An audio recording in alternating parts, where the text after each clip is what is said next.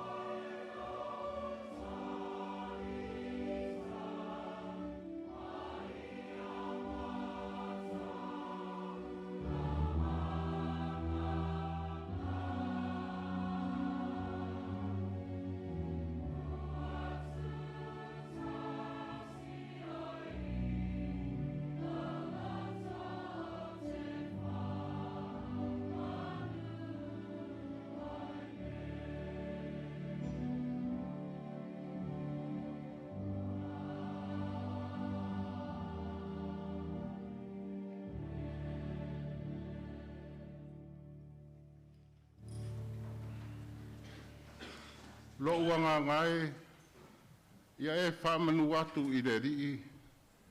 O mea umafoi o i tonu ia te au ia whamanu i lona suafa Paia. Lo uanga ngai, ia e whamanu atu i le rii. Aua foi ni ngalo se me tasi o ana mea lofa. O le whapaleina o i le alofa ma le alofa muti vale. O le malie ailo manao i mea lelei. O le whaafouina lo tau le alea whaapei o le aeto. Whaamanu atu ia i le lii o tou o ana au auna umalava. O e whaia lo na finangalo. O lo whaalongo i lo na si ufonga. Whaamanu atu ia i le lii. Bless the Lord, O my soul, and all that is within me. Bless his holy name. Bless the Lord, O my soul, and do not forget all his kindness, who crowns you with steadfast love and mercy, who gratifies you with good things as long as you live, so that your youth is renewed like an eagle. Praise the Lord, all you strong and mighty servants, who obey his commands, who listen to what the Lord says. Praise the Lord. Let us pray for the Holy Spirit in Samoan. Tātou Tatalo mo le angang Paia.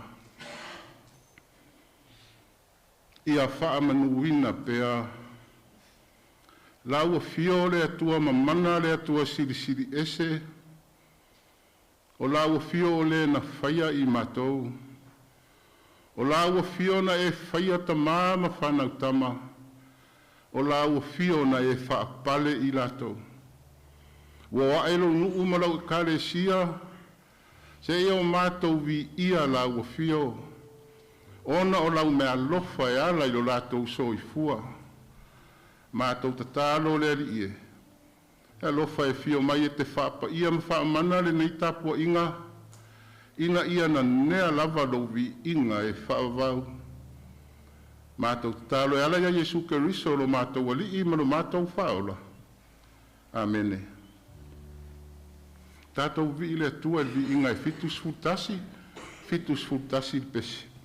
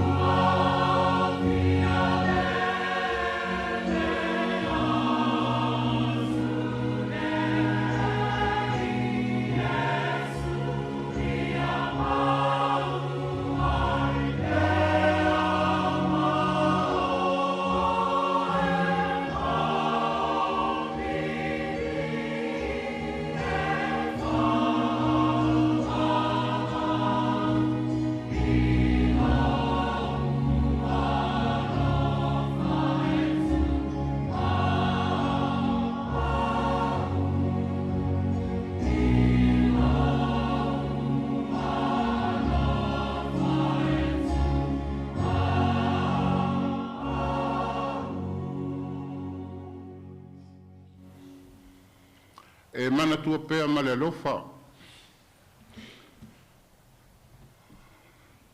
O tau tua a, mo tātou Tama, ua mapu atu i le alii, lo lātou soifua ma le ola.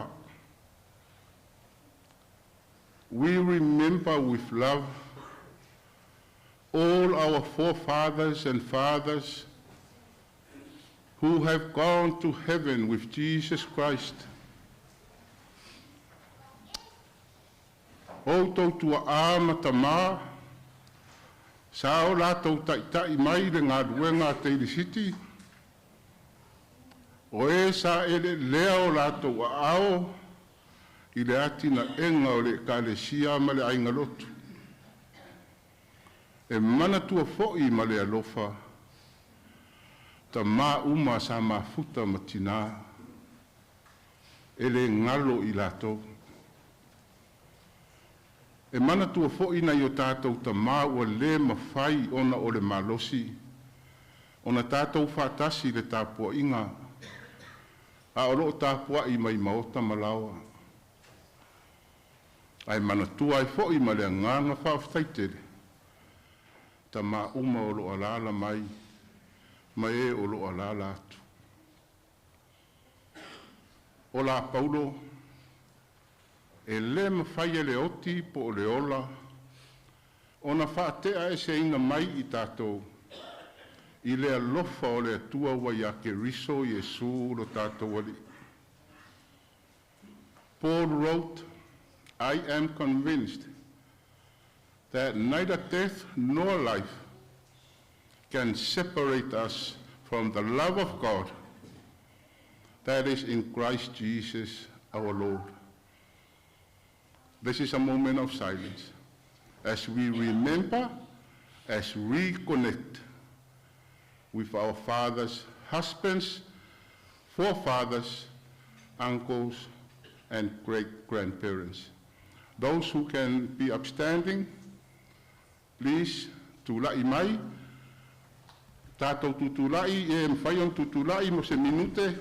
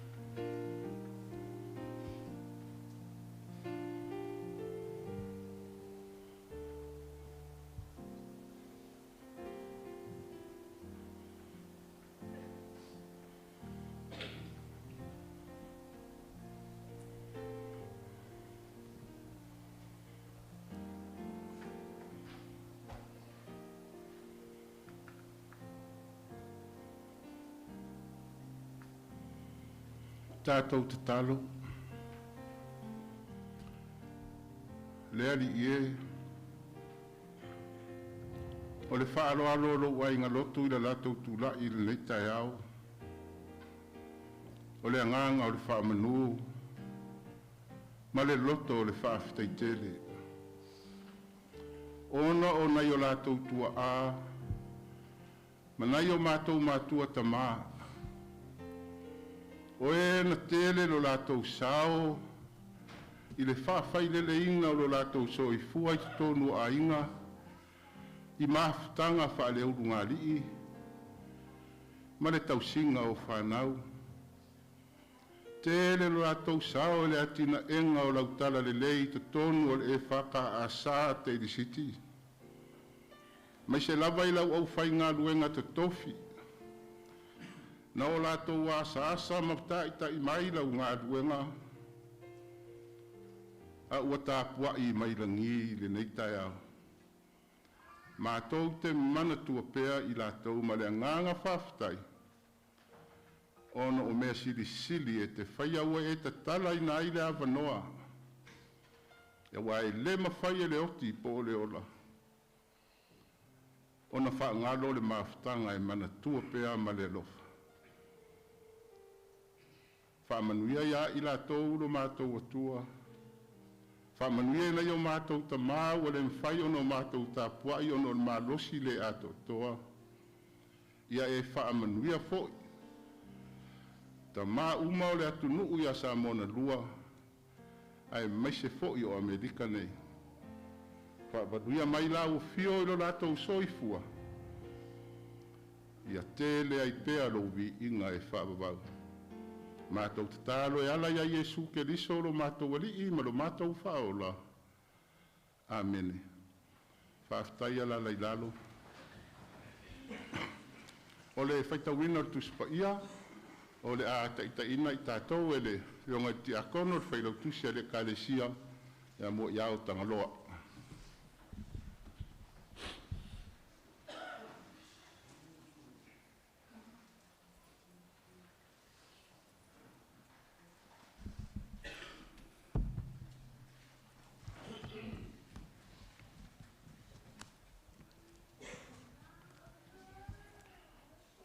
O le Faitauina o le Tupa'i.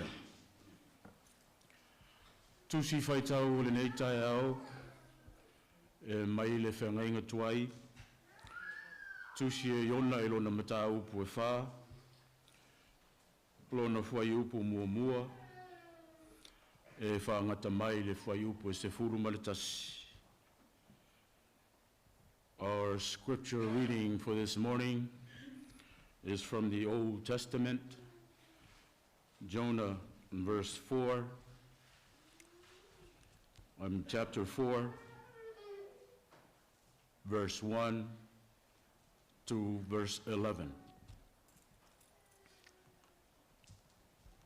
We will read it responsively using the Samoan translation. Iona ilona mta upu e wha, whai upu mua, e whaangata mai ilona toe whai upu. Umatua le anga lava le nei mea ia Iona, waita lava o ia.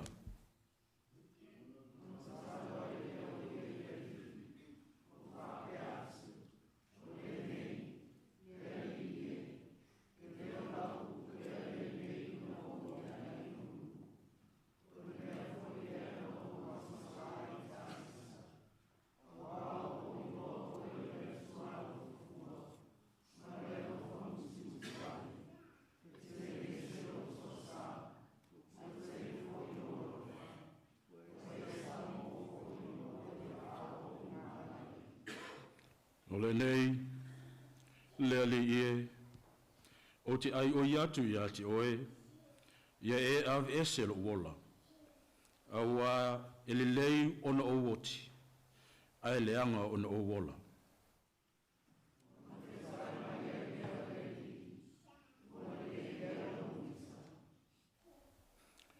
Ona alua tu leo Iona ai le ai. Wa nofo fo I le tu I sa e le ai. Wa na fai fo I mo ia I le mea le fale a pitanga. Wa nofo Iona lalo I le paulo. Se ia I loa e ia pe se a se mea e o ia I le ai.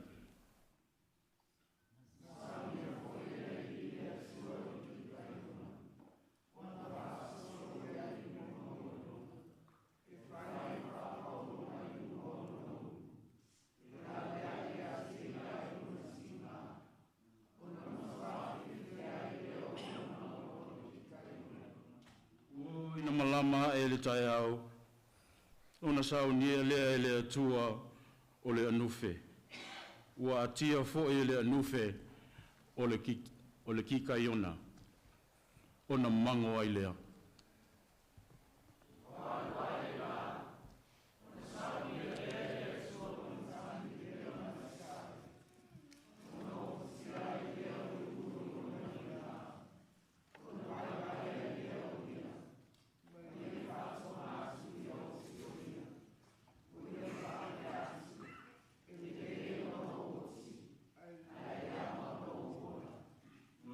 Ai mai leo le atua ia Iona.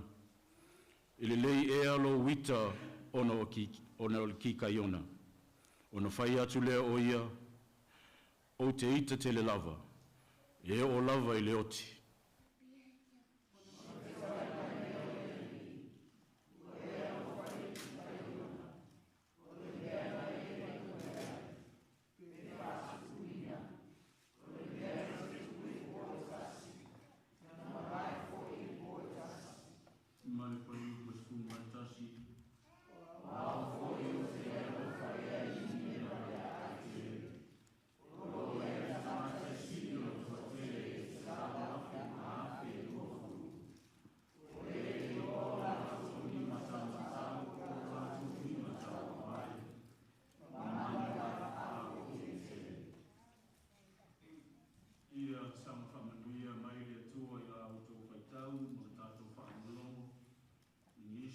Fionga Paia. Mai atu mau atu pē ia te ia lona lava vi inga nei maso umalava se ia o i le whaavavau lava. Amen.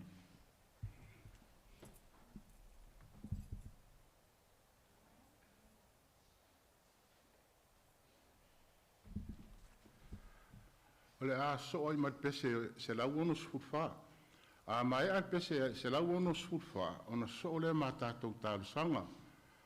O le tatalo le Faafetai, o le ate ita ina i tātou e le whionga ti akono ia Faaletaua Tupa'i, o le tatalo le Faatoesega, o le ate ita ina i tātou e le whionga ti akono ia Siuta, o le teutupe o le mawhitanga Tama, whanau Tama, tatalo tātou Manaoga, o le ate ita ina i tātou e le uso, ia Mila, Milo, pese se lau ono sfufa.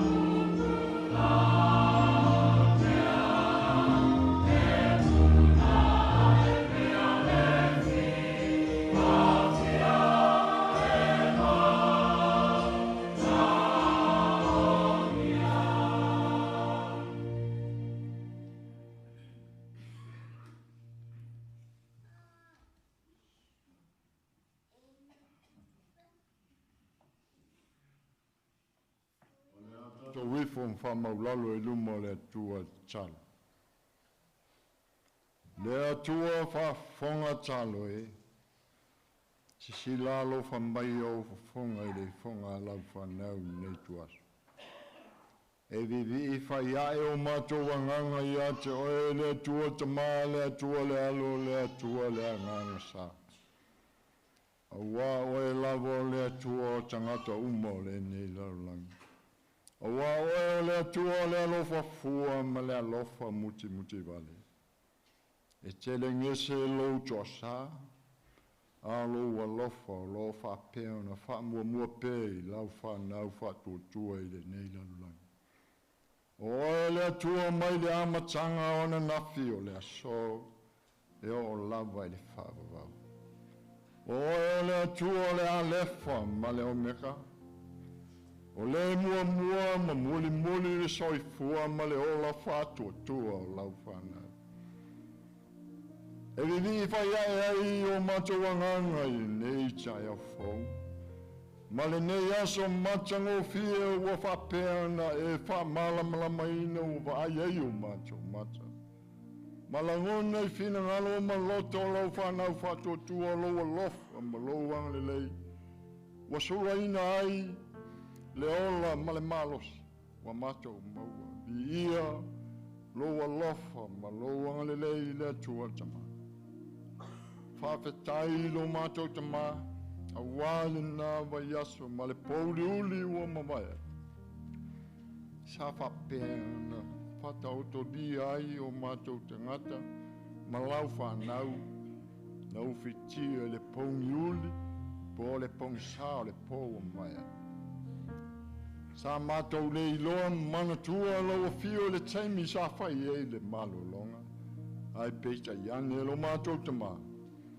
Ua whalia loa lofa ma loanga le leile nei tai au. E ala whai ae. Le usu mai ma le poto lau whanau te tono lau whata Faitau langa. Mātou te watu ai le vi inga, le whamanu ma le whanetanga. E sula ina ai loa lofa ma loanga le. Faafetai lo mātou te maali nei aso mātango fie loa e whapeona e whaia moi mātou. O nei whai aso wa whamanatu ina ai le lalolangi le aso whapitoa mo te maa le lalolangi. Faafetai le atua I loa lofa ma loanga le. Te ngata whai lea mātou te Faafetai o lo manuia. Le mātou nei e kale sia atoa. Mai le tamā ma tina ngā luenga. Le au whai ngā luenga te tofi ma o lātou Faaletaua I Faifeau, le au o ma le whantu. Le ngata whai le au tamā mātutua ma tina mātua le mātou nei e kale sia. Faafetai lo mātou tamā I lau tausinga ma lau pui a te lātou. Si o lama I o mātou whanau, se o pito titi. O lo whapeana e uftia, mai puipuia, I loa lofa, ma loa ngale lei. Faafetai lo mātou tama. Tele aso, o mātou o mali lona ono o masina o nei tau sanga o mātou savalia. Ai Faafetai lo puipui la vea le soifua ma le mātou wola le mātou savalinga sa mātou savalia mai eile ala umi. Se mātou o mai nei tuaso. Salamatia le soifua ma le ola lau whanau whatutua. E le ali o le nei lalolangi. E lamatia ai le soifua ma le mātou wola. A wasa ia le mātui le maangao ma le maa whalawea au I le ala. Sa whapena wha. la matia ai le soifua lo whanau. Alo walo whamaloanga le lei sa whapea nei pui la vea I mai ei matou. Faafetai tene lau. Faafetai lo matou tamai ne aso. O poto ai foi. Ma whaailonga ina ai le aso tama. Ma o lea foi o whaailonga ina ai le aso tama ma tama I tonu o le malai o talitingane. Ma tau te vi iam whaptai ilo lo whamaloanga lei lo whapotoina. Ma lo whatasi mai fuanga whataunga ta māma tama o le mātou ne e kalesia. Ina ia whapea na whasao mātou wala I a te oe. E uan mātou te ui I ala o le nei lalolangi. A uai whanoi le soi fua ma le mātou wala. Ai mātou te whaapetai le musumusonga le anganga pa ia lo whapea na tautua lua ina o mātou tangata. Ina ia whaia lo wami o tonu, ai ua le whaia le manatu ma le langona o tangata lawa ia. Ina ia whapea na mātou ngānu lua e matatu whatasi. E whaia lo finangalo, pe ona e whetalai Jesu, o e lava le ala le upumoni ma le ola, e le mawhai lava na watu se tasi tama, pe a leu I atu oe. O le whamoe moe lea ma le mawhtanga ta māmatama, a wale atina ina ma le fuanga mo along whanau o le ue kālesia. Ina ia tupu maola la e lofina alo, ai a ua le whaia o mātou lotu. Faafetai lo mātou te mai, lo mafuta ina o mātou te ngata te tuatasi. Lo maua I pēr le soi fua manuia. Ma le ola fia mai ate oe ono lo mafuta ina o I mātou. Faafetai Jesu o le taulanga mai a e na e Sauniga. Na e maliu mai whalawa awa I lunga sa tau. Ono le tongi ola ina o I mātou le tangatanga sa. Faafetai na e whailoa mai foi na e maliu mai ti mai Kei tū manu malo mai le oti ma le tunga mau. Ona o le whailonga lea mo I mātou ina ia mātou wola. Ma muli, mātou tautala I lea mio tonu e mawai le ola lea wa umana e tāpene. Faafetai Jesu, mea uma na e Sauniga mai tāpene ina mo soifua ma le ola au auna, ma le ola tautua lau whanau whatotua. Mātou te whaafetai loa nganga pa ia lo tautua lua ina o mātou tangata. I le aso ma le aso I te mi le soifua ma le ola. O lo whapea na musu ia I mātou I mea le lei e au na mātou whaia. Ina ia mātou muri tai ai. I fe au tiu te mawhaiwa ue e te tofi ai mātou lau whanau. Mātou te au na atu ai mo oe mo lo whina. Faafetai lo mātou te mai lo alofa ma lo wanga lei. Mātou whalunga ina fwoi tala I se o mātou atu nu o Samoa. Lo whapea lava na e te taine I au awa ngā lofa. Le ngata fwoi leo nei atu nu o lo mātou no lofo mau au mawai. Leli e whaafetai lo mafuta ma lo whatasi ai tai.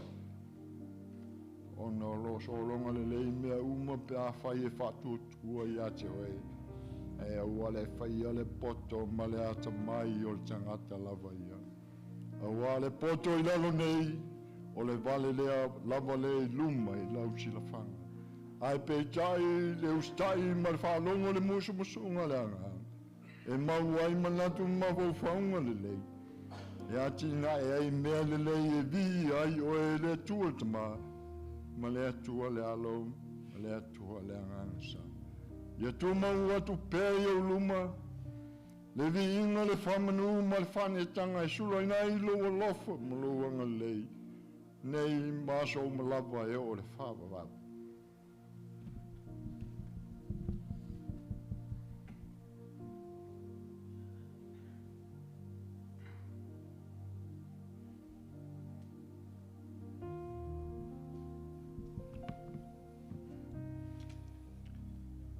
Le atua mamanae, le tolu tasi Paia, Le tupu o le langi ma le lano langi. Le matai sau o mea uma. Le o le pule ma le maalosi. Le atua o le alofa ma le alofa muti muti vali. E langona whaatasi e loa inga lotu le ne lava tai au. Lo mato whaatau waa ma le atua toa e whea ngai mo lo mamalu. E ui lava foi so mato tama whai atu. E mori mau I lo wha mahoni ma lo siri siri ese. Uanga sala lava le tangata na e pale foa I lo mutai sau. Ua mato le ola tali tonu lawa fio. Ua sua maria I o mato loto tuina naunga ma le tele o vai vainga o le nei lalo langa. Ua ngalo ai, ia I mato ona alo lofa atu pei ona e muai alofa mai. Ua mato wha atu o tua nai lawa fio ma lo wha ali mai. O le ala lea ua mato sairi atu ai. A wā ua mato anga sala lava I lo tato vāwhianga I ai. Maua le o ai le vi inga I lo mamalu. Anga sala lava I le mato savali. La mato tu. La mato tautala. Ai maise mawhawhaunga o mato loto. Manisi lava mea e te leo fia sila mai ai. Ua mato Tatalo wha mole ta maa lo whae. Se e wha maangalo mai le I whonga alo ainga lotu. I le nei tu la o lo Aso Sa pati. Ia o ngā le tota Paia o lo alo pele o Yesu ke riso na malini lunga o le la au matangi I korokota. Sau wina ma wha mama ai a mato anga sala. Awa o mai mato I o lavala. Ma wha atumu mai lo mato ngau. Ina ia tau lai atu ai pea o mato loto. Mato awau nanga mo oe malo e whaavavau.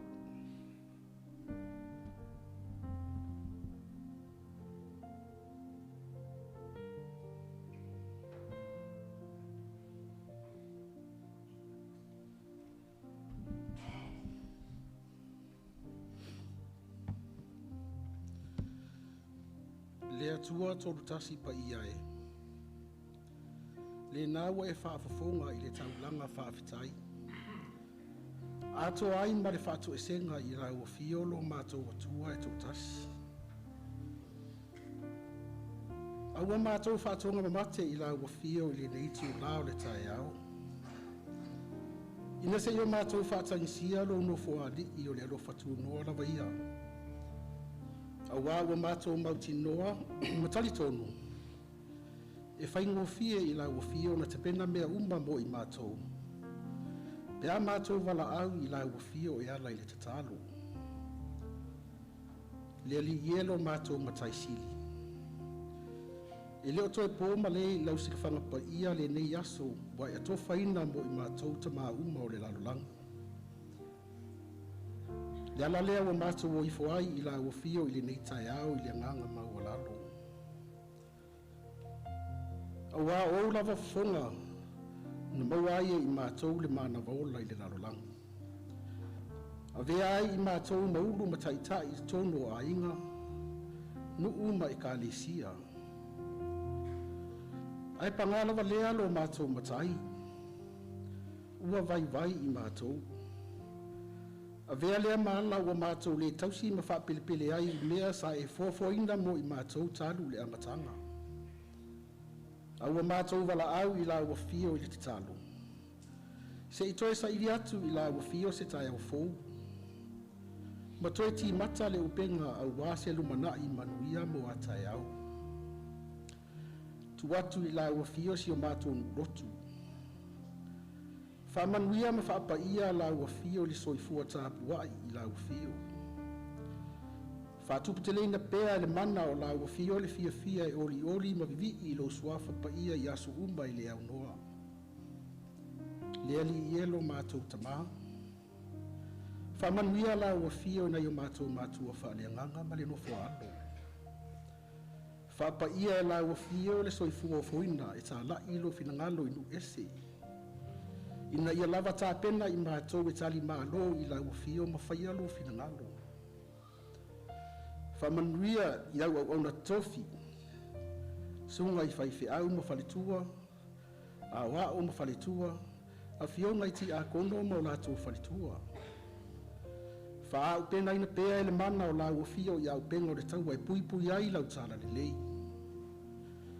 Manatua ma le alofa na I o mātou tina matama mātutua o lau I kālesia o le mawhai o na mātou Faitau langa whaatasi I la ua fio I le nei tae au.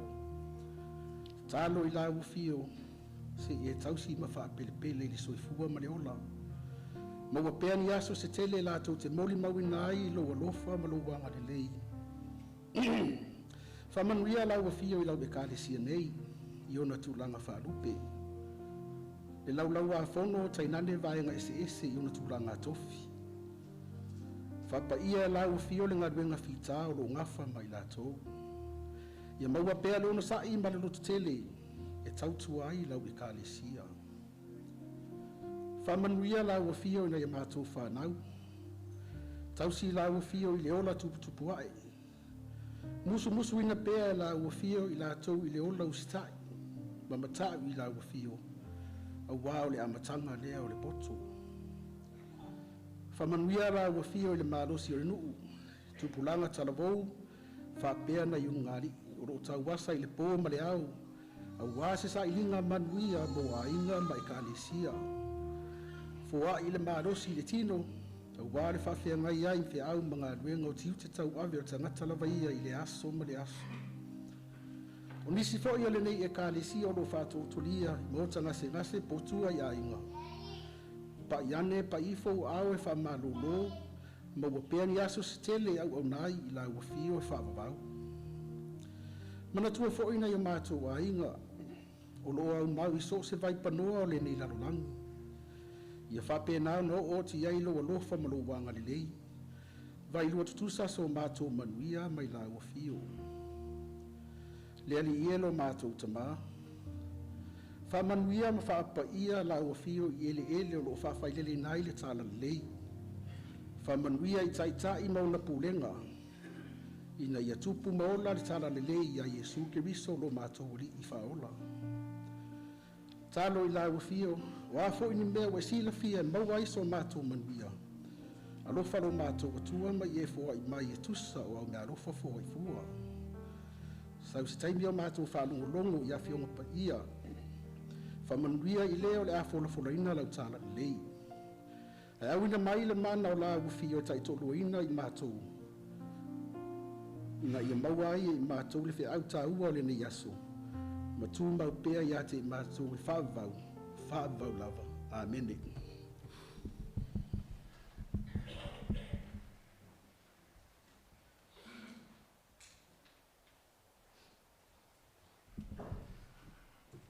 O le aso o I mal pese se lau valu sfulu. A mai a le pese se lau valu sfulu. O nau tau whaafonga lea I le launga tōngia o le Aso Sa o Tama o le lua afe lua sfulu ono. O le atula I atuai le toe urutaia o le tātou e kālesia le Tama matua I a matautia Vialau. Pese se lau valu sfulu.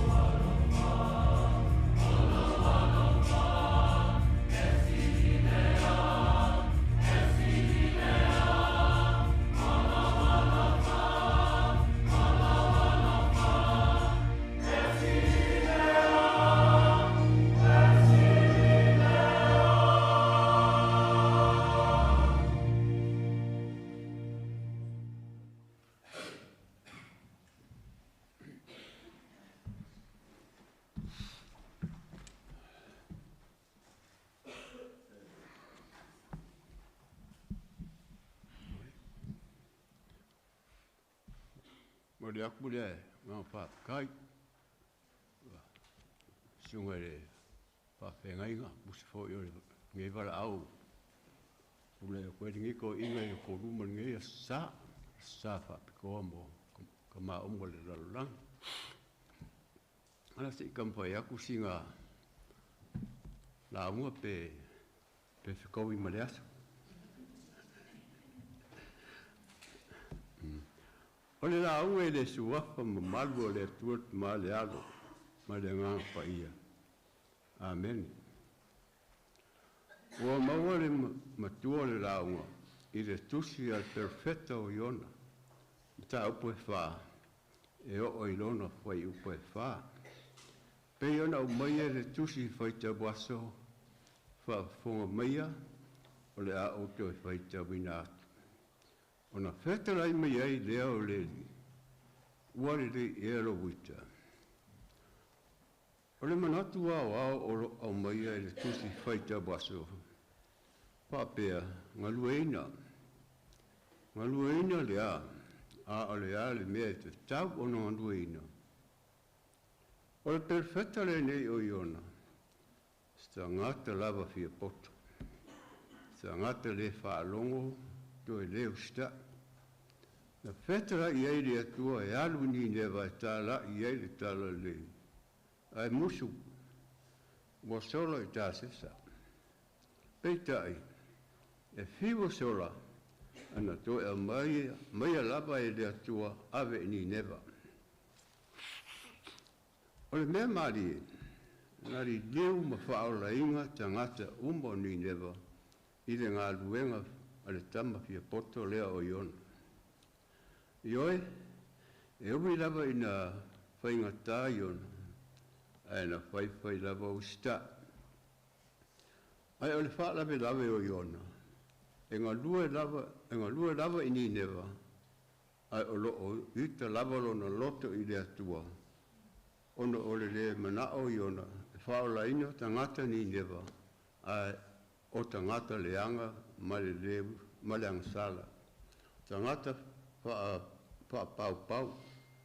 Nei loa le lei e Iona, o le atua o Israelu, e alofa wha muti vale, e te rengese lon to sa, te le lava lona alofa. O le teimi lava e taria ai e ni newa le tala le leimu salamo. Ona whaola ino lo lea o i la toa le atua.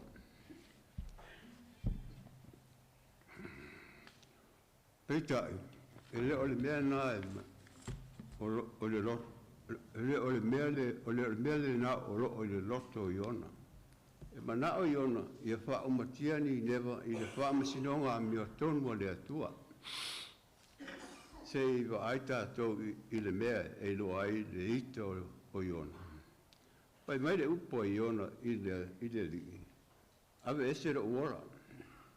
O wai le lei ona o woti. Ai le anga ona o wola. Se i tātou whalongo i upo al tangata fia poto. O tumu i leita. Ua pū lea i leita le loto. O tangata ua le ai ma se loto wha mangalu. Ua whaali ma ita i le atua. O wā wale whai e le atua le mea e Manao ai. Ua whai i le atua ave esero na ola wale fia ola. Na whesiri le atua i a Iona. Iona, e le umalava lo wita. Ua le le ea lo wita. A sao le mea le na e te itai. Na saunia le atua le la au al kika Iona. E wha malu i a Iona.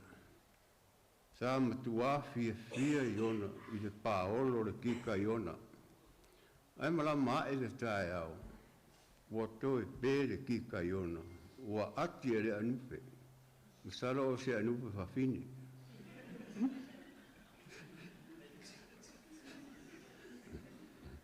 O te leiloa. Ana tau ita ho i lea o Iona whape atu i leri. I le rei ona o woti, ai le anga ona o wola.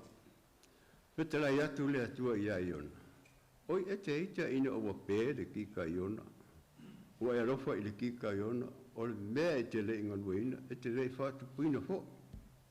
Ai o te alofa ia ni newa le ai tele.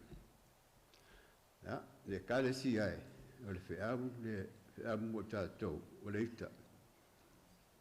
O le nātula o tangata soifua ia, e rea ia sesi o le neila langi e le ita. E o lava i le au whai ngā rua o te tofi a le atua, e ita fo i lātou. Awa o tangata soifua, le whapena fo i Jesu, na ita ina ua whai le malu lon Tama, ia ma whale Faatoesega. Tātou e kare sia i le nei tae au, a ita le tangata, se e ita fuafua. O lo wharango atu le whaiwhi au mai wharikua, mai wharitua. A whaatonu mai fo tātou e le whawhengainga i se mea whai, aua le whia poto, pe o Iona. A ita foi, aua le ita whaawaliwalea pe o Iona. Ua ia i roa, e pule au ale atua i mea uma. A sanga ita lava. E pere ki ka Iona a ita. Aua le ita i mea de i o iei lo iloa. O le atua e pule au i mea uma.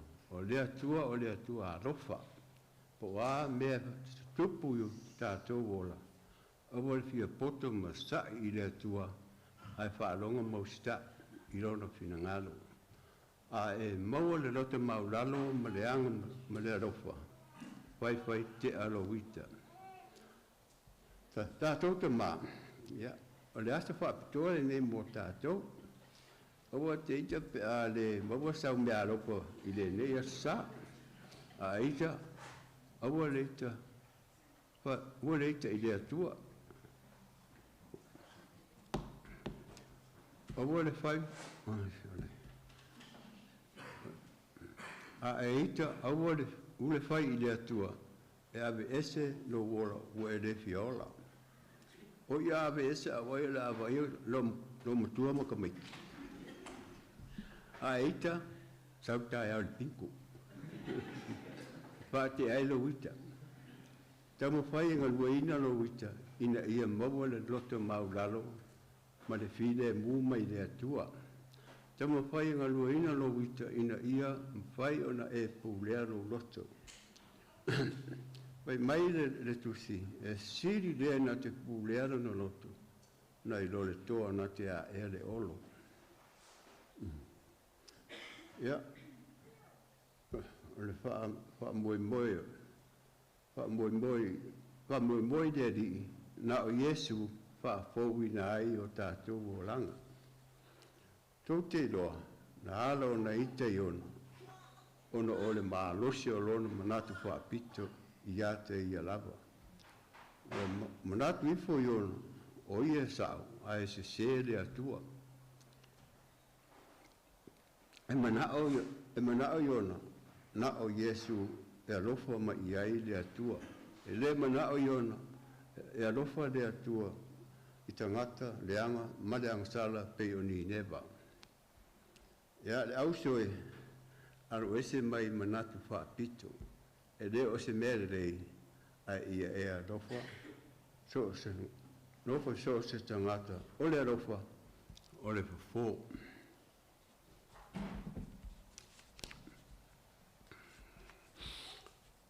Le fō lea le ita.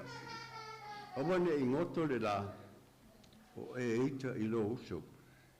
Te risiri le ka le sia pele le loto ma le ngā. Awane o tātou manatu wha pito pe o Iona.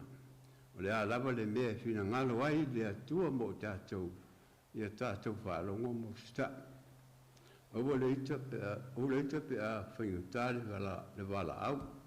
O hoi sola pe a mamafa le ngā ruenga. Ala losi ma toa pere tai ma tāwhi mauli Muaiao le whātua. E le tu brafo ino le atua. A wā o ia o le atua alofa. Te ngesero.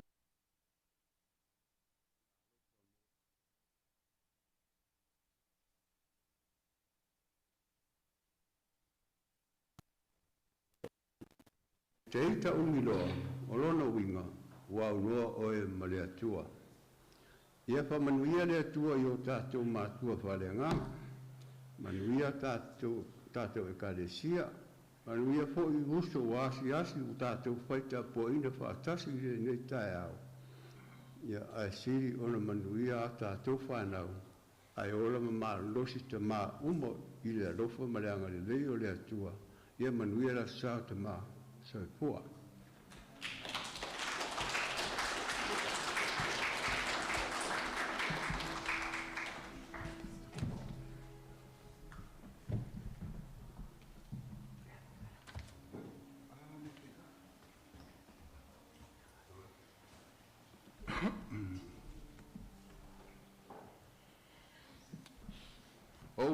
Opu masani ele tunu uias whapene. O lea wata oto le whauralo o le malu. Lea wautou whaafafonga i le whiau o le tala le lei. Ai maise o tau tamā, tātou tamā, whanau tama. Au maise pati mō mātau kia via lau.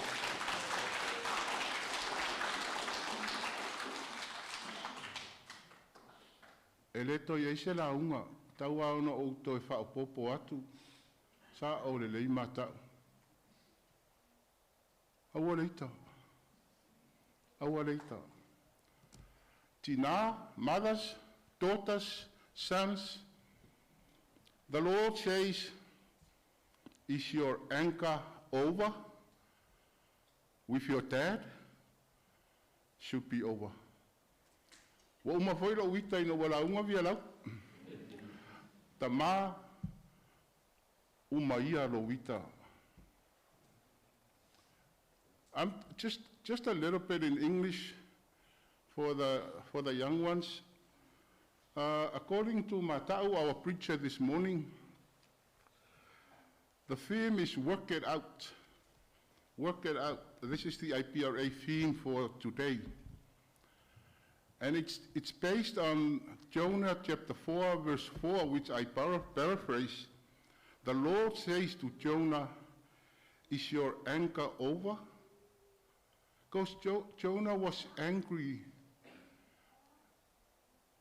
at God for not finishing up the job that he was going to demolish Nineveh. But God changed his ways and changed his mind. And he told Jonah, but Jonah was still angry. So that is the message for the day. Work out your anger. Because it won't do you any good. It won't do us any good. I'm okay if you're angry with me. Anytime, the young ones. If I tell you something, you're angry with me, I'm okay. Because if I know it, I'll be angry with you, and then you will find out that I love you. As much as God loved Jonah and those people he sent, and he loved our fathers, so today, your anger should be abolished. Not only today, and tomorrow too, and then next week, and the rest of your life. Because God is love, and we have to share that love. Whamanuia le tua tamaya matau Vialau, mo pelon soifua maloloina, tina ia niva male, no whaalo mainga, Faafetai tele tapenanga, Faafetai le au Lotu, sunga ia Muaiao Tagaloa, Tupa'i, ia whapefo ia, ta Alesana na mori e Faaletaua Tupa'i, Jason Siuta, ma Milo. O le Aso Sa ai, ma lautou mai moa, i le mafutanga Tama matina, o i matwhanau Tama, e le ai maseita o iai, e nā o le oli le ri, i asu mai am tala mai au.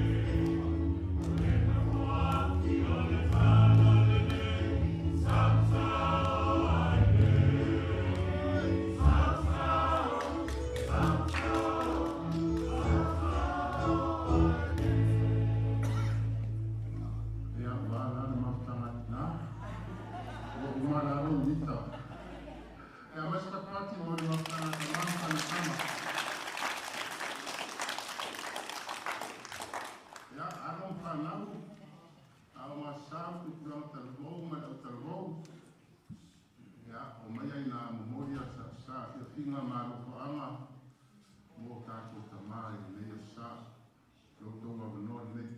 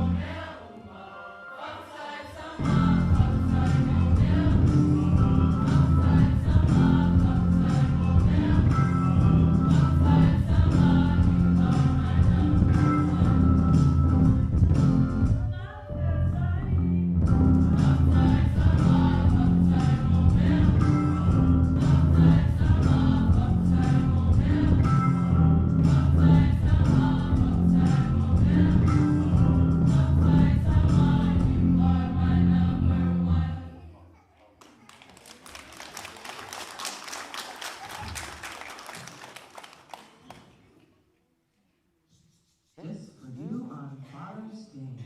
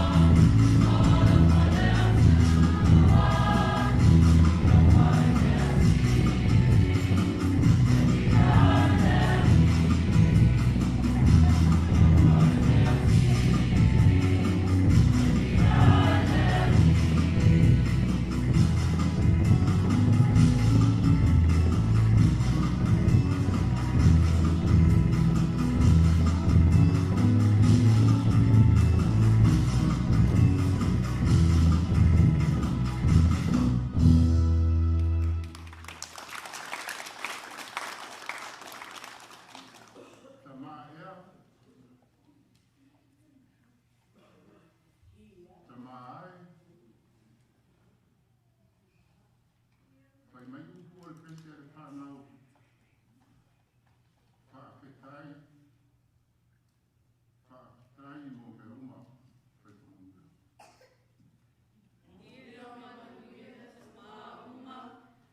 Faitau.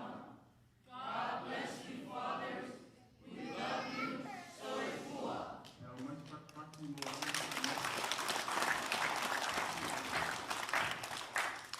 To our Sunday school and youth groups, our children, from the oldest to the youngest, on behalf of all the fathers here and abroad, we say thank you for everything.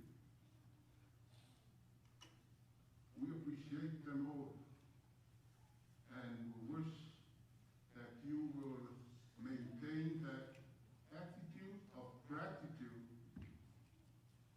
to your fathers, mothers, and everybody else. God bless you. O Tagaloa, Aso Sa, Tupa'i, Tatalo. Mania ma le file mua la